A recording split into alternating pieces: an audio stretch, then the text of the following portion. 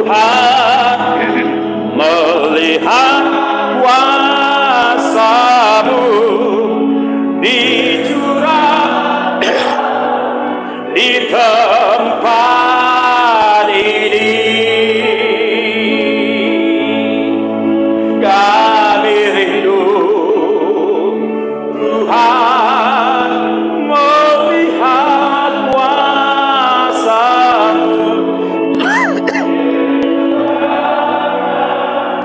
di tempat ini. Kita berdoa. Hati kami sungguh meluap dengan ucapan syukur dan kekaguman kepada Engkau ya Allah, Bapa, Putra, Roh Kudus di dalam Tuhan Yesus Kristus.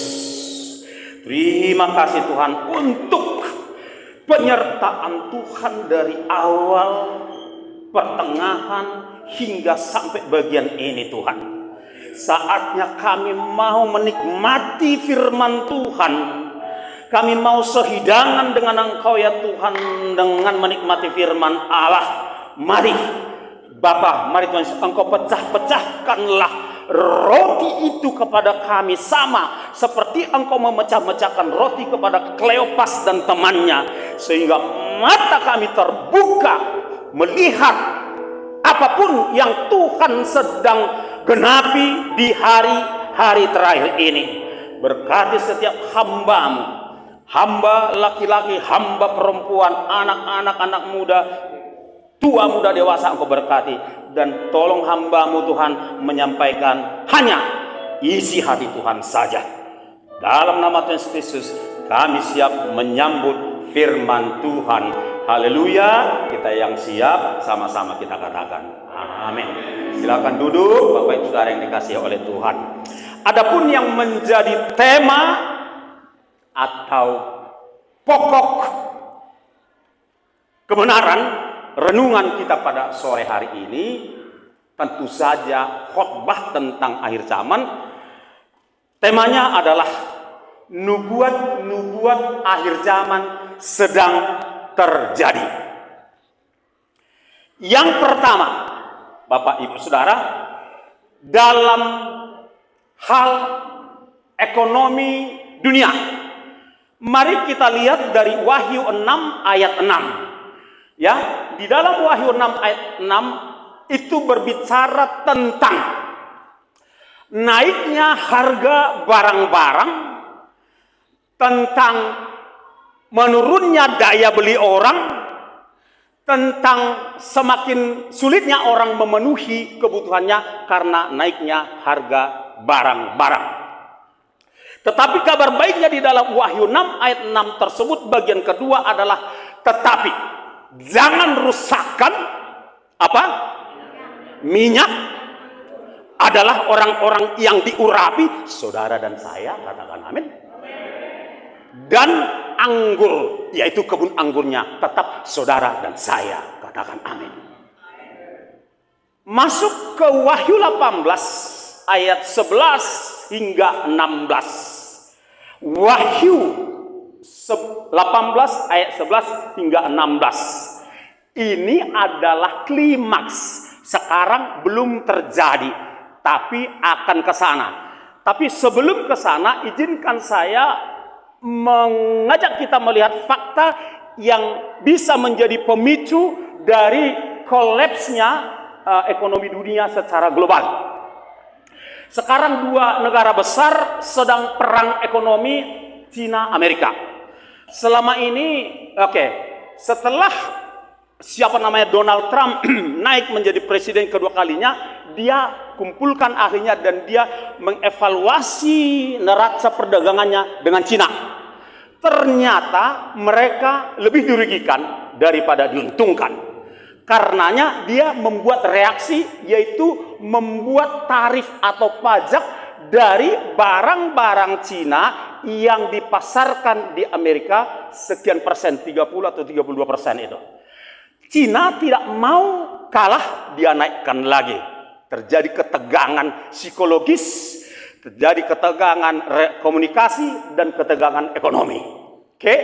Di dalam posisi seperti itu, Cina itu sudah membangun koalisi kekuatan ekonomi, ya, dengan dihimpunkannya yaitu Brazil, Rusia, India, China, dan South Africa, Afrika Selatan, BRICS. Dan BRICS ini konon akan menggunakan mata uang tertentu, apakah itu kripto dan lain sebagainya, yang akan mengimbangi bahkan mengalahkan kekuatan dolar, kan begitu. Nah, apa kaitannya dengan saudara dan saya sebagai bangsa Indonesia? Pemimpin negara kita memilih untuk bergabung dengan BRICS, kan begitu. Nah, akibatnya Amerika atau Donald Trump juga membuat tarif kepada barang-barang Indonesia yang dijual di Amerika. Kalau sampai 30%, akibatnya apa? Sangat sederhana. Maka sulitlah barang Indonesia laku di sana, sehingga lemahlah pabrik Indonesia, komoditi Indonesia lemahlah di dalam negeri.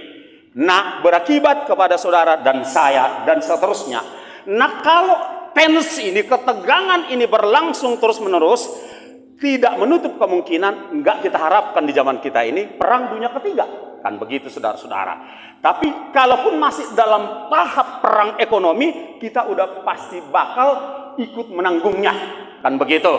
Ya, kita harus akui ada kesalahan fatal pengelola negara ini selama ini, di mana gini, hasil bumi kita itu yang kaya raya, mestinya 1 atau 2 saja dari tambang emas itu bisa menggaji 270 juta penduduk Indonesia, 20 juta per bulan.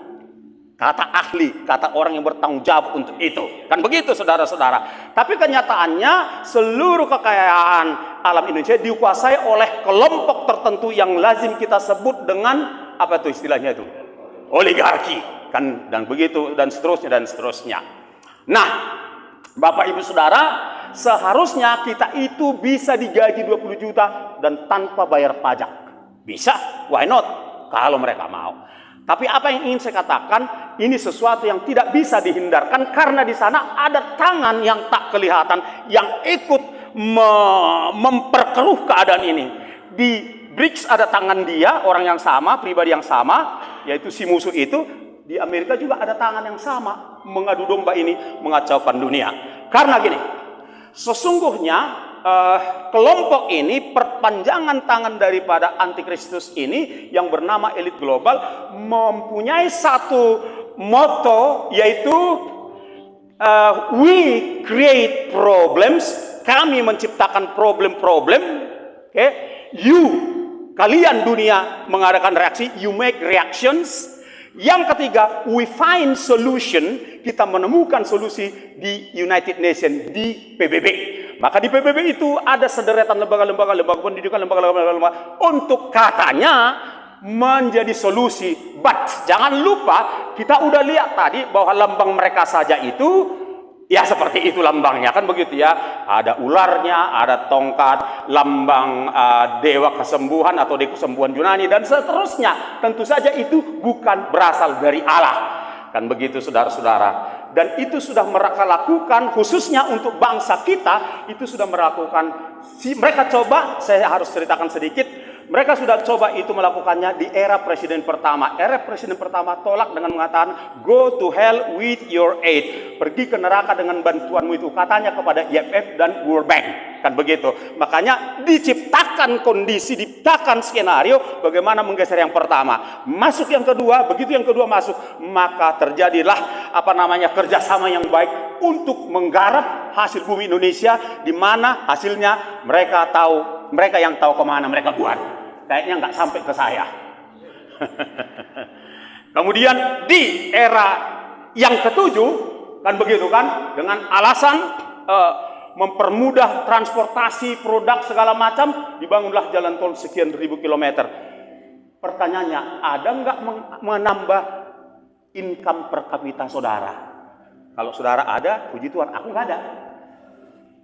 Tidak jelas ada efeknya kepada income per kapita dan seterusnya. But it's their sin, it's their business. Urusannya lain. Yang poinnya yang ingin saya katakan, semua ini akan menghasilkan satu hasil, yaitu tingkat kesulitan yang semakin berat untuk kita dan untuk dunia. Itu ya. Nah, kalau saudara lihat, saya kira saudara baca saja di rumah, bahwa ini ada fakta, data Alkitab yang berbicara tentang kejatuhan ekonomi global. Di sini, di ayat 11 hingga 16 itu, ada puluhan nama komoditi, ya, atau kita baca sebagian barangkali, oke. Dan pedagang-pedagang di bumi menangis dan berkabung karena dia, sebab tidak ada orang lagi yang membeli barang-barang mereka. Ayat 12 cepat saja, oke, yaitu barang-barang dagangan dari emas dan perak, permata, mutiara, lenan halus, dan seterusnya. Silakan baca sendiri. Ada puluhan nama komoditi dunia yang tidak akan laku. Nah, itu salah satu cara yang sangat mudah itu bisa terjadi, yaitu dengan menciptakan gelombang laut, atau ya menciptakan gelombang laut sehingga kapal-kapal kargo itu tidak bisa mendarat, sehingga barang itu busuk dan seterusnya. Itu harus salah satu yang faktual bisa terjadi, dan seterusnya. Kita masuk kepada yang kedua, yaitu penghancuran hukum dan pemerintahan. Habakuk 1 ayat 2. Di Habakuk 1 ayat 2, terima kasih untuk korbannya. Oke, Habakuk 1 ayat 2. Berapa lama lagi Tuhan aku berteriak tetapi tidak kau dengar, aku berseru kepadamu penindasan tetapi tidak kau tolong. Ayat berikutnya, ayat 3, mengapa engkau memperlihatkan kepadaku kejahatan sehingga aku memandang kelaliman, ya aniaya dan kekerasan ada di depan mataku, perbantahan di TikTok, di YouTube, di mana-mana terjadi, pertikaian terjadi di sana sini, Bapak Ibu Saudara. Oh haleluya, itulah sebabnya hukum kehilangan kekuatannya dan tidak pernah muncul keadilan sedang terjadi di negeri ini, di negara lain juga, sebab orang fasik mengepung orang benar. Itulah sebabnya keadilan muncul terbalik. Habakuk itu nabi. Jadi dia menerima nubuat. Nubuat artinya sesuatu yang akan terjadi di masa depannya si nabi. Itu terjadi di hari kita kini. Hukum rusak, demokrasi rusak, konstitusi dirusak. Bapak Ibu Saudara, itu sedang digenapi di depan mata kita. Dan kita doakan, saya terus berdoa untuk presiden yang sudah terpilih jadi presiden. Kita berdoa jangan sampai ada dua presiden. Satu presiden de facto dan de jure, tapi satu lagi presiden bayangan. Jangan sampai ada itu terjadi. Ini doa kita. Kita umat Tuhan, imamat yang rajani ini, imam bagi bangsa ini membawa hal kepada Tuhan. Bapak Ibu Saudara, kita yang akan mendoakan ini supaya buruk baiknya presiden yang sekarang ini yang harus kita bela untuk memimpin negara ini secara sepenuhnya. Jangan ada dua matahari. Jika tidak, keadaan kita akan makin sulit. Kan gitu, saudara-saudara. Penggenapan yang berikutnya, yang ketiga, kerusakan moral. Di dalam 2 Timotius 3, 1-5, itu ada 18 jenis kerusakan moral di sana, Pak.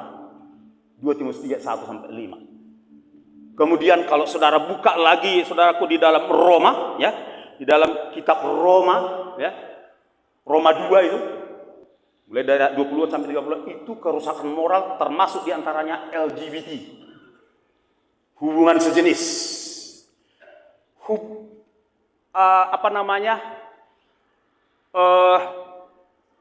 didorongnya hubungan sejenis berlaku di hampir semua negara, belum semua. Itu tujuannya satu, melawan Kejadian 1 ayat 27. Berkembang biak. Kalau sejenis, mana mungkin dia melahirkan keturunan. Dan itu salah satu dari upaya elit global untuk depopulasi penduduk dunia. Dan seterusnya, kerusakan moral kita bisa lihat di mana-mana. Saya nggak nggak mungkin saya ceritakan dari mimbar kudus ini perbuatan-perbuatan kegelapan itu. Tapi itu sedang marak terjadi. Oke? Kalau istilahnya sahabat saya mengatakan begini, orang saking gelap matanya, tak bisa lagi membedakan mana jemuranku, mana jemuran orang, mana istriku, mana istri orang. Itu kata Pak Arwan. Saya ikuti khotbahnya beberapa tahun yang lalu. Itu sedang terjadi hari-hari ini. Gelap mata orang. Kan gitu, saudara-saudaraku. Dan seterusnya. Yang berikutnya, yang keempat, bencana alam semesta. Di dalam Ibrani 12 ayat yang ke-26, 27, 28 begini dikatakan, waktu itu suaranya menggoncangkan bumi, tetapi sekarang ia memberikan janji, satu kali lagi aku akan menggoncangkan bukan hanya bumi saja melainkan langit juga. Ayat 27, ungkapan satu kali lagi menunjuk kepada perubahan pada apa yang dapat digoncangkan. Ekonomi, iman, keuangan, kesehatan, alam semesta digoncangkan, Pak. Di dalam Roma 8 ayat 22, memang segala sesuatu seperti perempuan yang sedang bersalin alam semesta ini ikut menjerit menantikan kehadiran anak Tuhan, kita dan anak Allah yaitu Yesus Kristus. Terjadi kegoncangan iklim dan cuaca yang juga secara alami maupun secara by design pakai teknologi HAARP, HAARP. Saudara ketik di YouTube itu akan muncul contoh-contohnya. Rekayasa cuaca. Oke, tentang ini sedikit cirinya. Ketika matahari terang, tiba-tiba hujan deras dan tanpa petir, tanpa awan gelap, itu udah rekayasa punya itu, hujan buatan itu. Jadi artinya itu sedang di depan mata kita, dan rekayasa alam itu akan intensitasnya itu akan lebih meningkat lagi ketika mereka merasa butuh harus digoncang itu. Jadi ada yang alami yang dari Tuhan, tapi ada yang didesain pun seizin Tuhan, bukan dirancang Tuhan, tapi seizin Tuhan.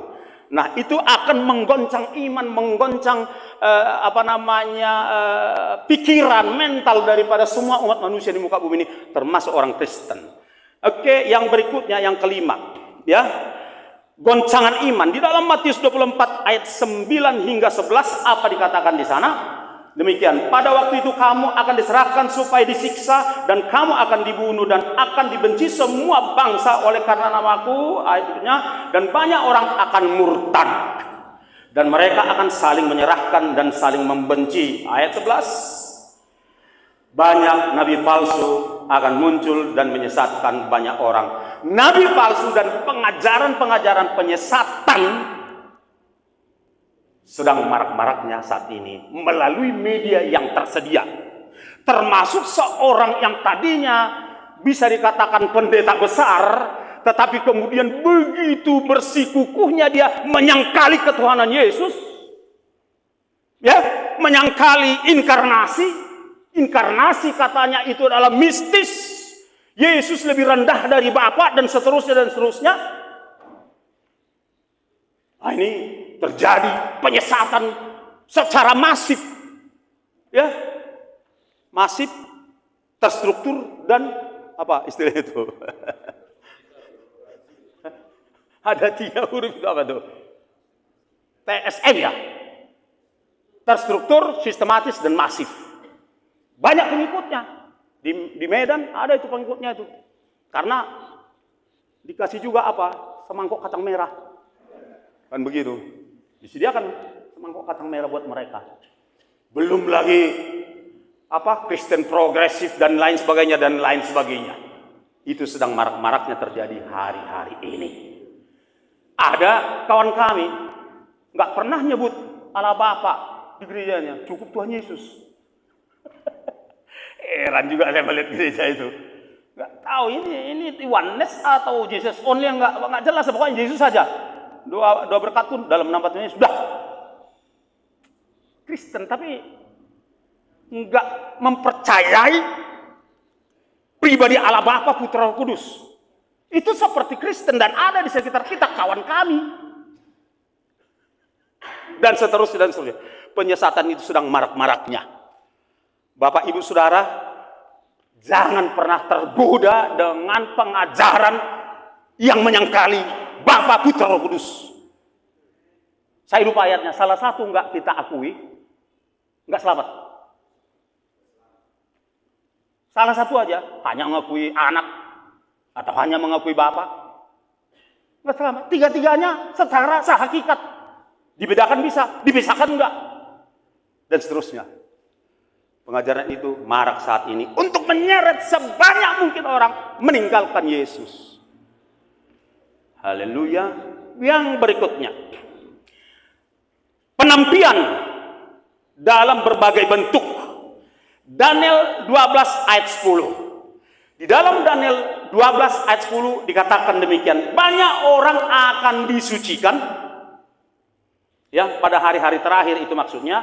Dimurnikan dan diuji. Jadi ada banyak orang sedang disucikan dari dosanya. Selamat, yes. Tetapi tahap berikutnya dimurnikan. Murni enggak kasihmu kepada Tuhan, atau engkau punya hidden agenda dalam hatimu dalam mengikut Tuhan, kira-kira begitu. Jadi sedang dimurnikan. Dan sekarang murninya keluar. Murni artinya asli, aslinya pada keluar, mau dia hamba Tuhan, mau dia anak Tuhan, atau non-Kristen pun, murninya sekarang keluar. Kalau dia memang murninya aslinya tidak takut Tuhan, sekarang keluar nggak pakai tedeng aling-aling. Kalau dia tadinya aslinya memang mohon maaf dengan segala hormat, bukan bapak-bapak dan ibu-ibu yang saya maksud, tapi ada saya lihat di luar sana, jujur, aslinya murninya memanfaatkan pelayanan, nggak bisa ditahannya lagi. Mungkin selama ini agak distel, bersandiwara sedikit ya kan, mendrama sedikit, tapi sekarang nggak lagi. Ya, saya nggak usah sebut namanya. Dalam perjalanan kemarin dari Siantar dari Medan ke Siantar, ya kami menyebut beberapa nama. Nggak mungkin saya sebut di sini. Saya kenal betul orang-orang itu. Itu di depan mata saya dan saya kenal betul orang. Kita doakan saja. Mudah-mudahan mereka bertobat. Kan begitu. Bagi kita, yuk saling mendoakan kita supaya kita tetap menjaga kemurnian hati kita. Jangan saling ya. Kita saling mendoakan dan kita berdoa semoga ini menjadi komunitas walaupun tidak secara formal, tapi komunitas kita ini menjadi satu komunitas yang akan saling bahu-membahu, saling tolong-menolong, saling mendoakan, saling memperhatikan. Bagaimana caranya? Saya kira Tuhan sudah menyediakan lembaganya, namanya Asosiasi Pendeta Indonesia DPC Kabupaten Simalungun. Tepuk tangan buat Abi. Ayo tepuk tangan serius dong. Gak apa-apa. Ya. Kemudian tetap pilih Tuhan, tapi tepuk tangan dan support boleh untuk manusia dong. Haleluya. Oke. Ya. Goncangan iman. Sekarang pemurnian udah di mana tadi? 6 ya. Oke. Sekarang kita masuk kepada penampian. Penampian dalam berbagai bentuk tadi udah Matius 10 ayat 34 hingga 39, Bapak Ibu Saudara. Oke, ini juga proses penampian. Yuk kita lihat dulu sebentar apa yang kini sedang digenapi di dalam Matius 10 ayat 34-39. Saya bacakan secara cepat. Jangan kamu menyangka bahwa aku datang untuk membawa damai di atas bumi. Aku datang bukan untuk membawa damai, melainkan pedang pemisah, yaitu firman Allah. Berikutnya, sebab aku datang untuk memisahkan orang dari ayahnya, anak perempuan dari ibunya, menantu perempuan dari ibu mertuanya, dan musuh orang ialah orang-orang seisi rumahnya, orang-orang sekitar dia. Musuh apabila tidak sama-sama tegak lurus 90 derajat kepada Kristus. Kalau sedikit aja miring di awal, sedikit aja, istilah Pak Arwan, deviasi. Sedikit aja deviasi, itu nanti kalau ditarik terus, kan makin jauh dari garis yang lurus itu. Bagi kita, firman Tuhanlah yang mengoreksi kita. Firman Tuhanlah, bukan saya. Firman Tuhanlah yang mengingatkan kita. Agar kita gini, kita ditampi, semua ditampi, tapi kita tetap bertahan walau ada goyangan. Karena apa? Karena saudara dan saya berisi satu, berisi pribadi Tuhan namanya Roh Kudus. Berisi yang kedua yang namanya firman Allah. Berat itu, nggak gampang itu digoyang, goyang-goyang juga, ya kan?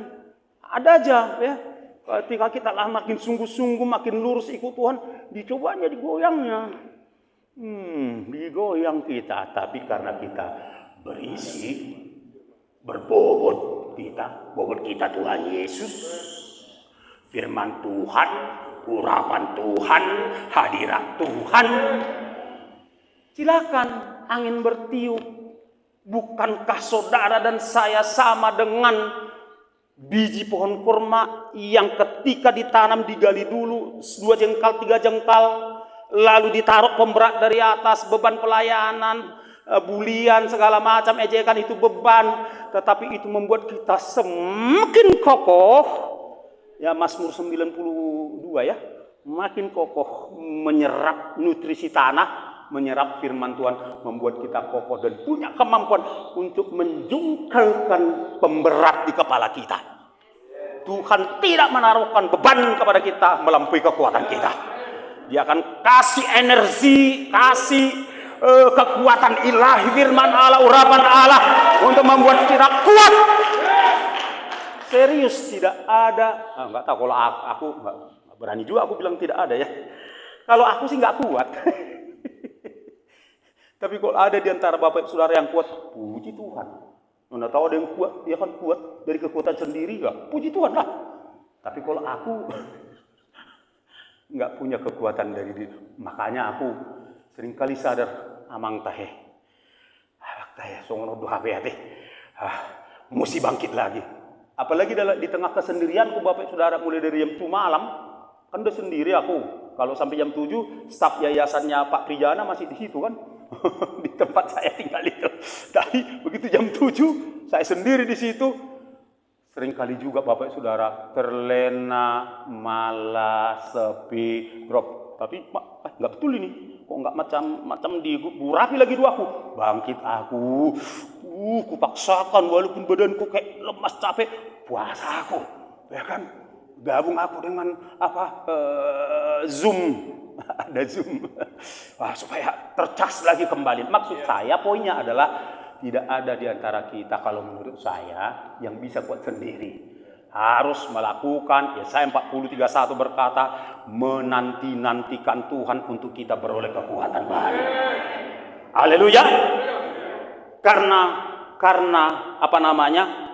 penampian itu akan terus berlangsung.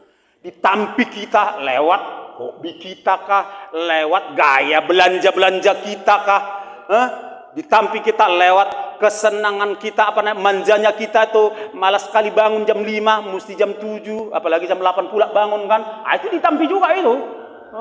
Empuk kali itu jadi sasaran itu. Oleh sebab itu, haleluya, haleluya. Yuk, ya, paksa dirimu,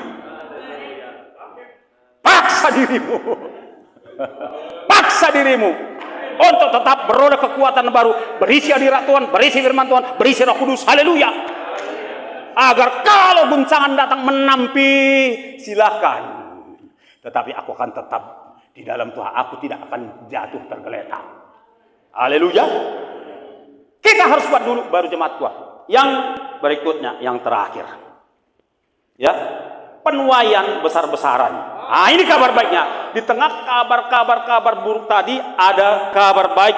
Di dalam Kisah Rasul 2:17, ya, digenapinya kitab Uel 2:28. Di dalam Kisah Rasul 2:17 dikatakan, kita sama-sama berkatakan, ya, Kisah Rasul 2:17 ya. Ya, makasih ya, tolong. 17. Ya, good. 1, 2, 3. Akan terjadi pada hari-hari terakhir, demikianlah firman Allah, bahwa aku akan mencurahkan rohku ke atas semua manusia, maka anak-anakmu laki-laki dan anak-anak perempuan akan bernubuat, dan teruna-terunamu akan mendapat penglihatan-penglihatan, dan orang-orangmu yang tua akan mendapat mimpi, dan seterusnya. Yang pasti di sini pada hari-hari akan terjadi pencurahan Roh Kudus kepada semua bangsa-bangsa. Maka tak heran, haleluya, Iran sekarang itu puluhan ribu meninggalkan jalan mereka yang lama menjadi pengikut Kristus. Haleluya, terpujilah Tuhan. Di India juga begitu, di negara-negara Asia Tenggara juga begitu. Itu kabar baiknya Bapak Ibu Saudara. Ini fakta ini jangan sampai ditutupi oleh fakta-fakta yang tidak enak tadi. Fakta ini harus tetap lebih di atas kita posisikan, bahwa pada hari-hari terakhir ada banyak orang terbuka kepada Kristus Yesus karena mereka sudah buntu dengan jalannya. Krisis demi krisis yang mereka alami, mereka tidak pernah mendapatkan jawaban dan jalan keluar melalui jalan mereka yang mereka yakini, membuat mereka datang kepada Kristus Yesus. Haleluya. Terpujilah Tuhan, internet pun juga dipakai Tuhan, YouTube juga dipakai Tuhan. Oleh sebab itu, dukung juga YouTube kami. Ya, Jogi sudah putar ada, kemudian TikTok SSA ada itu TikTok SSA setiap sampai akhir perlu karena apa? Bukan untuk orang itu, tapi untuk Kristus. Ya, bukan untuk nama Jogi, nggak usah. Sembuh dalam nama Jogi nggak pernah sembuh. Jadi bukan nama Jogi, bukan nama Arjon, bukan nama siapapun juga. Amin. Tapi nama Yesus. Jadi YouTube dan TikTok itu untuk memperkenalkan nama Yesus. Itu poinnya. Haleluya. Nah, Bapak Ibu Saudara, sekarang apa yang harus kita lakukan? Satu,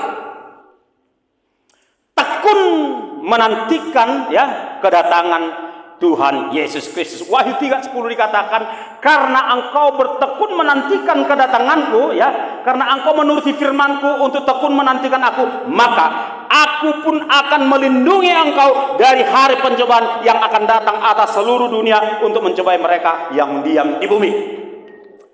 Bapak Ibu, haleluya, setiap kata dan kalimat yang ada di dalam Alkitab sebahagian besar sudah digenapi, dan yang belum digenapi pasti akan digenapi. Janji-janji Tuhan Yesus, khususnya perlindungan bagi saudara dan saya, pasti digenapi. Saya bagikan kesaksian. Menurut orang lain sederhana, tapi menurut saya ini hebat dan dahsyat luar biasa. Bagaimana Tuhan kasih persekot jaminan melindungi aku. Bulan lalu, gini, saya pakai celana pendek, saya masukkan kunci sepeda motor, kan begitu kan. Lalu saya pergi ke tangga, lihat anak anjing saya sudah dipelihara orang, kurang lebih begitulah ceritanya, kan begitu. Nah, pulang ke rumah saya mau pergi keluar untuk, kalau nggak salah mau makan malam ya, kalau nggak salah itu. Lalu nggak di situ. Yuh, gimana ini? Udah, saya carilah di meja 1, meja 2, terus ada kayak rak-rak begini, saya cari, ini nggak ada, di tas nggak ada, di kantong nggak ada, pergi ke dapur nggak ada, saya ulangi lagi sampai 3 kali, nggak ada. Ya udah, pakai kunci serap aja lah, kan gitu. Udah saya pakai kunci serap, saya pergi. Pulangnya, hubereng, ngapa ya kunci di meja ini? Meja yang sama tadi, warnanya nggak berubah, putih bulat. Di situ nggak ada kunci, sekarang ada kunci.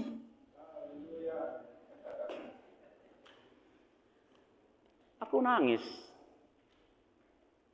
Tuhan tahu aku sendiri, nggak ada yang tolong. Kalau ada apa-apa pun mencari ini itu nggak ada yang tolong. Disuruhnya malaikatnya mengurus jauh.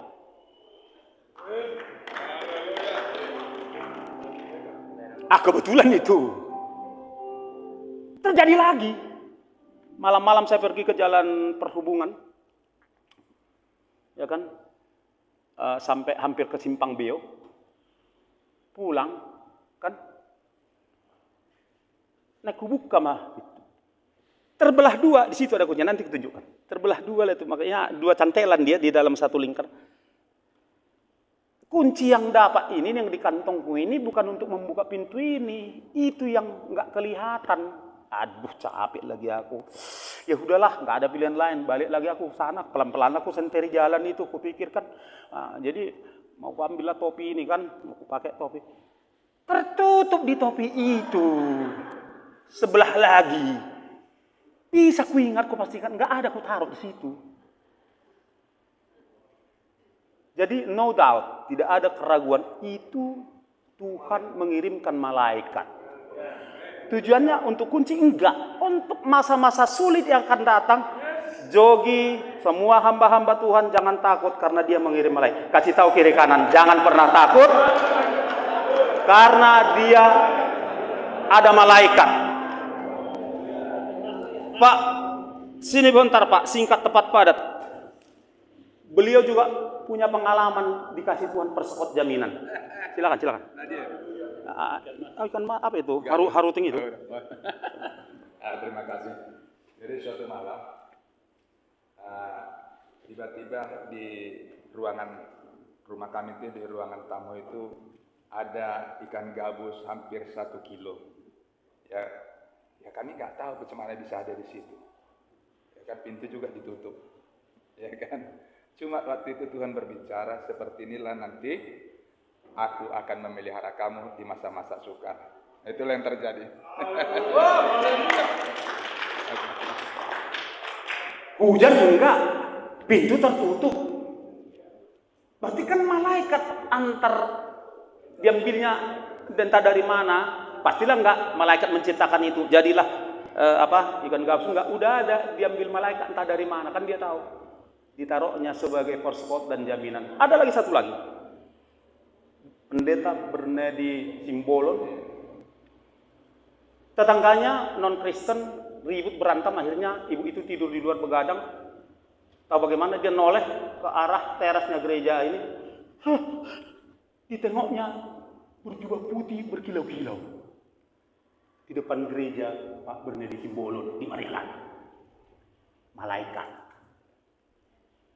Bapak ini juga ya kayak kita, konsisten, tidak mau menerima yang macam-macam dari dunia ini, konsisten dia. Dan dia rela hidupnya agak sulit. Ya kan?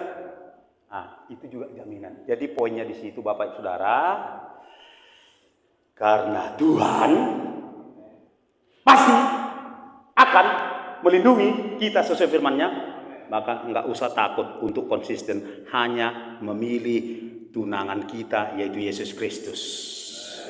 Haleluya. Secara cepat, saya sudah hampir selesai. Apa yang lagi yang harus kita lakukan? Kalau tadi tekun menantikan kedatangan, yang kedua semakin sungguh-sungguh beribadah dan melayani.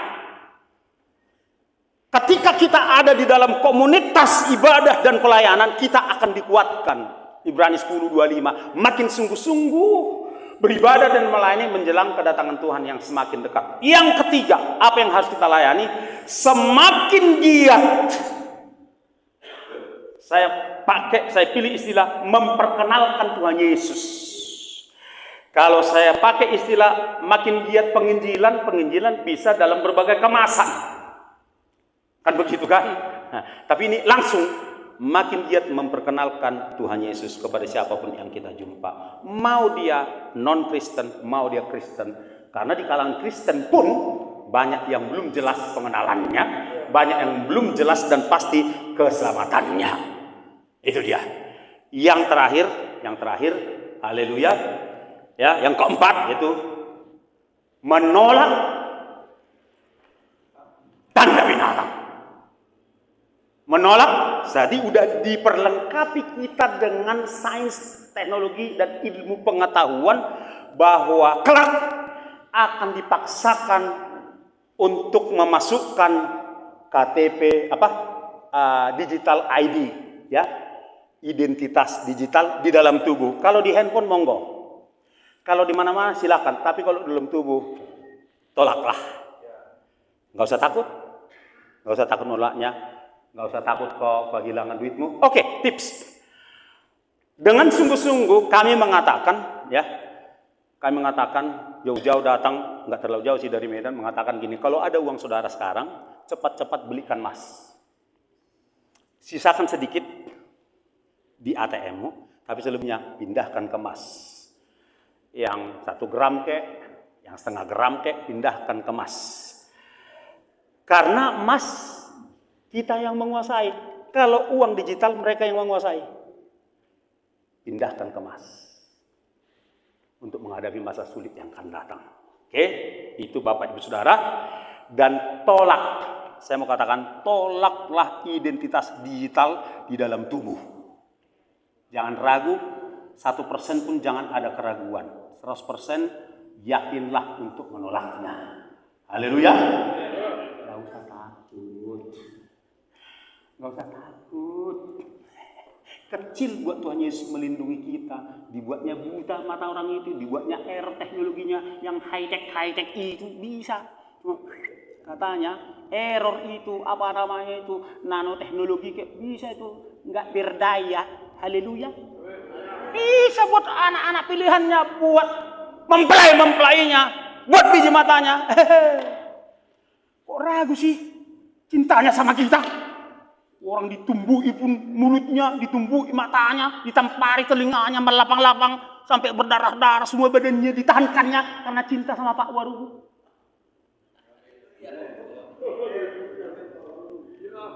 Cinta sama Pak Purba, sama Pak Arwan, sama Pak si Barani, si Dabutar, si Ahan, sebutlah semua marganya. Masing-masing menyebut marganya dulu. Karena cinta kepada marga. 1, 2, 3. Sebut margamu. Amin. Lebih spesifik lagi. Karena cinta kepada, sebut namamu. Karena cintanya kepada Jogi. Haleluya. Tuhan Yesus memberkati. Kiranya Tuhan menolong kita. Kuat, cakap, dan sebagai penutup, ikutlah membangunkan orang yang sedang tertidur. Woi, bangun. Woi, tunggu. Amin. Haleluya. Ikutlah gerakan emergency wake up call mission. Dalam nama Tuhan Yesus kita bangkit berdiri.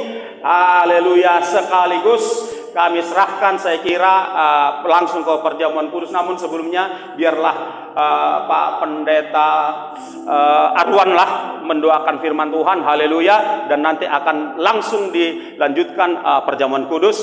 Dan buat Bapak Ibu Saudara yang sudah diminta sedianya perjamuan kudus supaya standby. Mari Bapak, silakan Pak Arwan berdoa untuk firman Tuhan. Haleluya.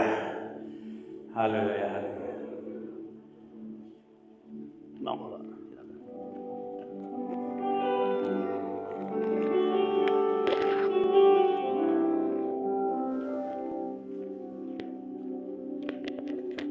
Terima kasih Tuhan. Dia pernah berjaman. Kalau sama lebih mulai. Ada 2 hal, Pak. Bahasa 2 hal. Maaf untuk bertugas Pak Parlim, Pak Polda masih ada Sian Abi masih ada. Terima kasih ya Tuhan. Biar saya yang tanya. Yang kami terima, kebenaran yang memerdekakan kami ya Tuhan. Dari roh ketakutan bangkit menjadi terang. Terang Tuhan terbit atas. Kemuliaan Tuhan nyata atas. Ketika kemuliaan Sion dinyatakan, dampaknya bangsa-bangsa akan datang berduyun-duyun, datang ke dalam terang Tuhan di Sion. Bersyukur ya Tuhan untuk hamba-hamba-Mu mengingatkan kami, Amin. membangunkan kami kembali. Wake up call. Mission. Waktunya sudah dekat. Amin. Ini kami berada dalam putaran terakhir yang Ya. berikan kami hikmat, pewahyuan. Gereja menjadi jawaban dunia. Tuhan meteraikan semua Haleluya. kebenaran itu dalam persekutuan kami dengan tubuh dan darah. Dalam nama Yesus kami bersyukur. Amin.